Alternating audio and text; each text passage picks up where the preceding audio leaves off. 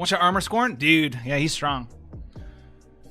Alright, so Edgar, King Edgar, excuse me, of Figaro, got his Envy Awakening, is going to get his Envy Awakening in the future for Global. Just came out in JP / is about to.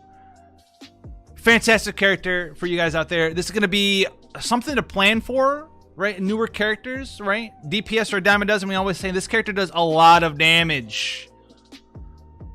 He does a lot of cool stuff for you. So let's break it down. Edgar, King of Figaro, used to be known for his supportive capabilities, but boy, does he do some crazy stuff. So his base form here, pretty much the same. He's still like his supportive self, but he's got these couple new skills here. So he's still got some more Stardust Ray skills. He's got the ability to give himself Machine Killer for 4 turns, 100%, as well as Bird Killer for 4 turns, 100%, on 30 times mod for Stardust Ray. Whatever. He's got an 80 times mod Stardust Ray skill. All right. Kind of okay. You know, nothing super crazy. It's his Brave ability. Not really what you're using for damage here. He does now have an on-demand 80% attack, defense, magic, and spirit break for 4 turns to an enemy attached to a 56 times mod. Oh, and it's you know, that's something else to talk about. Now, we also do have a 5-turn cooldown here. 5-turn cooldown. 80% defense and spirit break for all enemies, as well as Spear in Peril. So this is going to be a new thing that comes up in the future. It's a thing that's been recently implemented in JP, and it works just like you think it would work. If you're using spears, you do more damage. All right. The way that this mechanic does work, though, is if you're using, say, just spears, you get the full 20% in Peril. If you true double-handing 1 spear, you get 20% in Peril. If you're dual-wielding 2 spears, you still get 20% in Peril. But if you're using, like, a spear and a sword, then you get 10%, because you're using a spear and then a non-spear weapon. So as long as you're using just spears, or two-handing a spear, 20% in Peril there.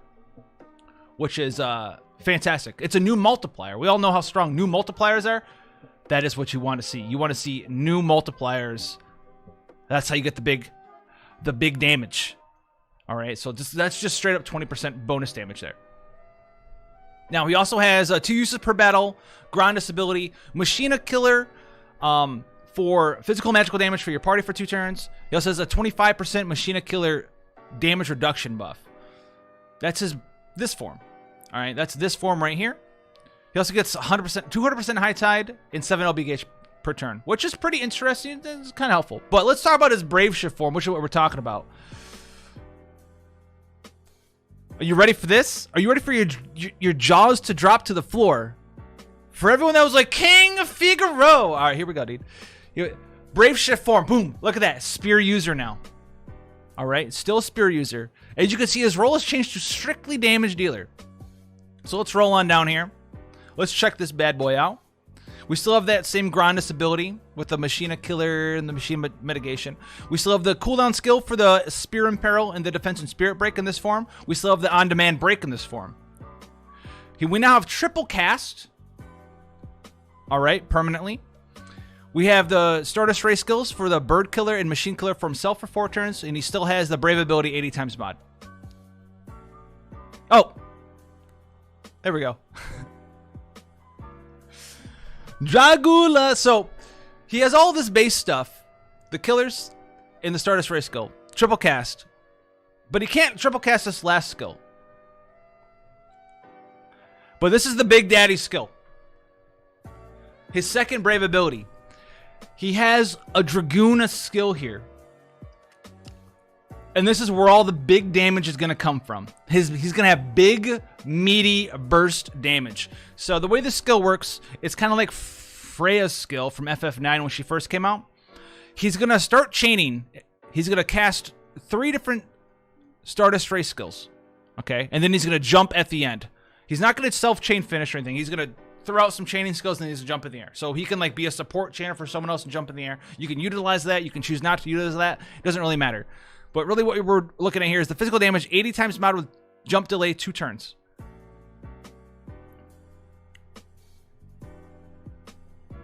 $80 times mod, 2 turns. This is where the damage is coming from. 80 mod. You guys know how powerful Dragoons can be.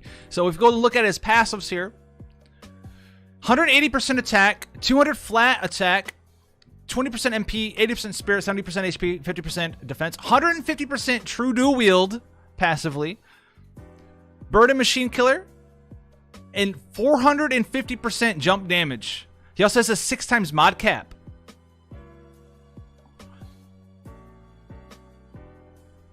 And his LB here gives him a 25% Spear Imperil if you want even larger burst, and a 20 times mod buff to his jump. So it'll be a 100 mod jump. 100 mod jump. And also we'll buff this up to 21 mods. So you can do like support chains and then jump in the air if you want. It's Stardust Ray. It's Stardust. This is Stardust Ray, not Aurora Ray. I know 10 plus 10 plus 10 is 30. It's not Aurora Ray. It's specifically, it's like casting triple cast Stardust Ray. But this here, right? We're living in a world where we see like people like triple casting 100 times mods. Like, why is this so strong? Very easily, it is a jump skill. Remember, he's going to be true dual wield, 80 to 100 times mod jump, 450% jump damage. Remember, jump damage caps at 800%. He's already at 450% jump damage. So you're going to be able to gear him up to 800% jump damage pretty easily since he's already halfway to the cap. Depending on what STMRs and stuff you have, right? A lot of spears, which he wants to use anyways, have jump damage on them, 50% each. So that dual wielding 2 spears, which you want to do because of his Spear Imperil. That's going to be 100% right there. That's 550. If you have Roberta STMR, that's another 100%. That's 650. You can wear Dragoon Gauntlet if you really want to. That's 750. So let's just say 80 times mod jump, right? 80 times mod jump. This gets up so high. What was that? What was the mod? Let me look it up. I have it sitting here on the side. I was talking to a guy earlier. Tifa's mod. Tifa has 160 mod LB. 6 times mod cap. If you have her geared up for 300% LB damage and her 250% LB buff, she hits a 5,400 multiplier. No, 6,250 multiplier. 6,240. Okay, that's a lot. That's the chain capping. That's not counting killers or anything. You can count them. They'd both be ×4 anyway. His jump, if you don't have the mod buff from his LB, you just do the raw 81 right away. 80 mod. Okay, 800%. 800% jump damage. So 80 mod times 9 times his 20% Imperil times 1.2 times 6 for the chain cap. 80 times 9 times 1.2. It's a 5,184 mod. So you're saying, dog, that's a lower number. That's a lower number than 6,000. But it's a jump and you're dueling, so it hits twice, so you multiply that by 2. It's a 10,368 mods. And that's without this mod buff right here. That's without this. If you use the LB beforehand, it's like a 12,960 mod buff. It's like 13k. It's like 2.5 Tifa's power level in burst damage. Now he doesn't burst. I guess you can burst. No, he doesn't burst turn 2 like Tifa does, but he's got higher burst. He does a lot of damage. He does a lot of damage. And if you LB here, not only do you have that higher mod, you're gonna hit over a 13k mod. That's crazy. True dual wield. Big damages. When does he become a Dragoon? Whenever he gets this skill right here. This is the biggest Dragoon Edgar of all time. Of all time.